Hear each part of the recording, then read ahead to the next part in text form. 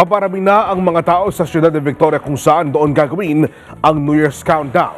Alamin natin ang makaganapan doon mula kay Mian Corvera. Mian. Onin, patuloy nga yung pagdating ng ating mga kababayan dito sa Ciudad de Victoria para sumaksi dito sa gagawing 27 New Year's Countdown.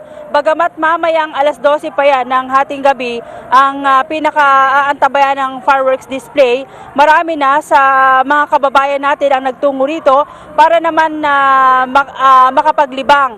Marami dito na pwedeng paglibangan yung ating mga kababayan. Katunayan, mahaba pa rin ang pila hanggang sa mga oras na ito sa iba't ibang mga rides, pambata man, para kay ate, kuya, pwede rin kay nanay at tatay. Meron ditong Ferris wheel, Merry Mix Up o yung go-kart, water slide at meron ding face paint para naman sa mga bata at iba pang maaring mapaglibangan. Kapag napagod at nagutom rin, merong mga tiyanggi rito o yung mga food stall kung saan pwedeng bumili ng mga pagkain at inumin. Libre ang entrance fee sa lahat ng mga rides basta may ticket na maaring mabili yan sa Maligaya Development Corporation. Sa ngayon, may mga pamilya na nagmula pa sa iba't ibang bayan ng Pangasinan at Bulacan para dito na lamang magpalipas ng kanilang bagong taon.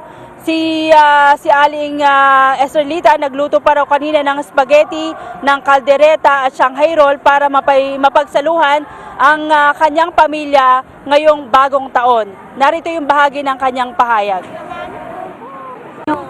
Baon po namin na spaghetti Shanghai. Tsaka po yung nagluto po ng konting kaldereta po. So dito nyo na po. Para po naman po, masaya po kasi dito maano namin fireworks.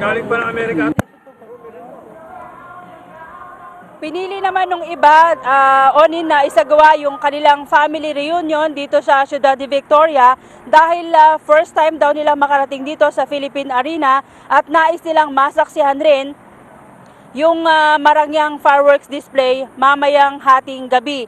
Sa ngayon ay may mga ongoing na entertainment dito sa Philippine Sports Stadium. May mga nakatayo na ring tent para dito sa gilid ng Sports Stadium para naman doon sa mga kababayan natin na sasalubong sa bagong taon. Sa ngayon, nakikita natin yung patuloy pa rin na pagpasok ng iba't ibang mga sasakyan at mga bus kung saan para sumaksi nga dyan sa magaganap na fireworks display. Yan muna ang sitwasyon mula dito sa may Philippine Sports Stadium. Back to you. Maraming salamat, Aguila Mian Corvera.